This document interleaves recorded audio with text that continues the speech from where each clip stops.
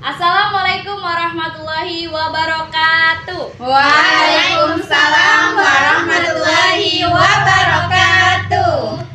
Selamat datang di podcast kami, Bincang-Bincang Santai bersama mahasiswi PIAUD 6 Eksklusif Insan Binjai. Bersama saya Gina Yunita sebagai host. Saya Aili Erisa. Saya Siti Aminah. Saya Hasanah. Dan saya Sylvia Ramadhani Arsa. Nah, di Bincang kita kali ini kita akan membahas mengenai peran guru dalam mengembangkan kemampuan menulis anak usia dini. Oke, saya kasih pertanyaan dulu kepada teman saya. Menurut teman-teman, seberapa penting peran guru dalam mengembangkan kemampuan menulis anak? Menurut saya tentu peran guru itu sangat penting dalam mengembangkan kemampuan menulis anak usia dini. Karena guru itu merupakan fasilitator, motivator bagi anak. Karena guru yang menyediakan lingkungan belajar, media belajar, serta menciptakan perasaan percaya diri kepada anak dalam menulis. Kalau menurut saya seperti itu. Sebagai seorang guru anak usia dini kan, kita sebagai seorang guru anak usia dini, apa yang akan dilakukan untuk mengembangkan kemampuan menulis anak usia dini? Dengan kemampuan melalui metode belajar sambil bermain, karena kan awal mulanya anak-anak harus mengenal huruf agar mereka bisa menulis. Nah, dari awal itu kita mengenalkan anak-anak tuh gimana agar mereka mengenal huruf itu dengan berbagai cara. Misalnya ada dengan gambar ayam, ayam, dengan gambar bebek, bebek, dan lanjut lagi, selanjutnya ada gambar apa? Cicak, dan itu huruf C. Menarik. Dan untuk pengembangan penulisannya, mungkin yang di awal-awal kan masih kaku ya.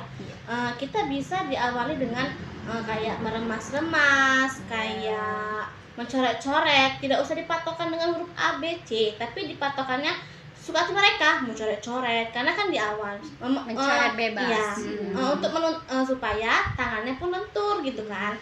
Lalu itu kita cari pengembangan lain atau mencari pasir dalam apa itu namanya ya, yang ada pasir terus ada angkanya, kita ikutin itu Meniru tulisan dalam pasir. Seperti iya. itulah awal-awal untuk penulisan tadi.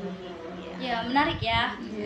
Sangat menarik. Nah, bagaimana sih peran guru dalam membantu kesulitan anak dalam mengembangkan cara dia menulis? Kesulitannya mungkin barangkali Anak orang tua ya, kesepakatan orang tua sama muridnya, sama gurunya. Kalau memang orang tua dan gurunya sama, bekerja samanya, mungkin barangkali anaknya lebih cepat prosesnya. Lebih cepat prosesnya berarti lebih cepat juga dengan menulisnya tadi. Jadi ya berhubungan dengan orang tua juga. Dengan berhubungan adanya orang tua, lingkungan, dan juga guru. Jadi mereka harus bekerja sama agar bisa menyatukan, membantu anak cepat lebih menulis. Selain kesulitan pada anak, mungkin ada juga kesulitan pada gurunya. Apa sih kesulitan pada guru dalam mengajarkan, mengembangkan menulis anak? Kalau saya pribadi kan, saya tuh pengalaman saya pernah mendapatkan murid, kita ini susah menghadapi moodnya. Anak-anak itu kan moodnya gampang berubah tuh. Dia begitu masuk dia nggak mau langsung belajar, tapi kita sebagai guru tidak memaksakan. Jadinya kita nggak sabar ya. Iya. Jadi itu kadang agak agak susah sih, itu sih tantangannya.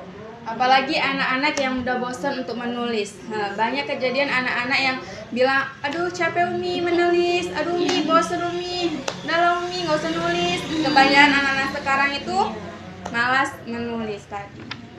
Ya sebenarnya balik lagi ke gurunya sih, bagaimana dia mengembangkan metodenya yang menarik. Kalau dia mengatakan udah yuk remas-remas saja, ya anak pasti bosan dong. Jadi balik lagi ke guru, gimana kreativitas gurunya itu membuat anak lebih mau gitu, iya. nggak ada katanya bosen gitu. Bosan. Jadi gimana caranya guru tadi lah ya, pandai-pandai Iya, guru. harus rajin-rajin mencari metode yang lain gitu. Makanya guru itu harus kreatif kan, Iya. tadi. Iya. Jadi langkah utama untuk mengembangkan perkembangan menulis anak itu harus menciptakan suasana yang nyaman, Iya. suasana yang buat anak itu senang.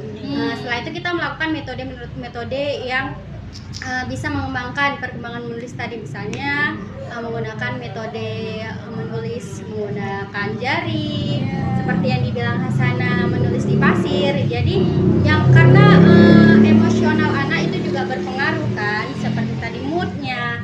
Kayak kita harus bisa sebagai seorang guru itu tadi tantangannya harus bisa menciptakan suasana yang nyaman untuk anak, seperti itu. Menarik. Jadi kan ini kita udah mau masuk masa penerimaan murid baru. Pasti dalam murid baru tersebut nggak semua murid tuh bisa menulis. Iya. Nah, ada nggak tips dari ibu-ibu guru, tips supaya anak tadi cepat menulisnya?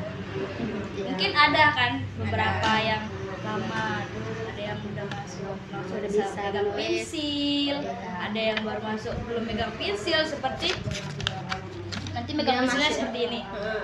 Ada yang megang pensilnya seperti ini. Iya. Ini udah bagus. Ada yang gini, ada yang gini. Udah bagus, tapi dia pengen di pucuk. Iya, di sini. Ada yang di sini megangnya. Nah. Karena dia tadi belum terbiasa. Mungkin ada tips dari ibu-ibu guru. Nah, ya boleh Kakak. Biasanya kan yang dilakukan itu kalau awal-awal murid baru itu nggak langsung menulis pastinya. Kita ciptakan suasana yang nyaman tadi untuk anak, kegiatan bermain dulu. Setelah itu biasanya kalaupun memulai itu melakukan kegiatan misalnya meremas kertas. Setelah itu mulai mencoret-coret. Kita latih dulu ya, Mencari mencari tadi. Jadi nggak mesti harus kita fokuskan anak harus menulis. Dia mencoret, menulis sesuka hati dia dulu. Iya. Gitu. Bisa juga Jadi kita kemauan dia akan muncul gitu. Intinya kita harus konsistensi dalam mengembangkan perkembangan menulis tadi, seperti itu. Oke, mungkin dari diskusi kita hari ini ada nggak pesan-pesan yang ingin disampaikan kepada penonton? Pesan yang ingin saya sampaikan, menulis itu harus dikembangkan dari sedini mungkin, dan hal tersebut itu harus bekerja sama antara guru dan orang tua.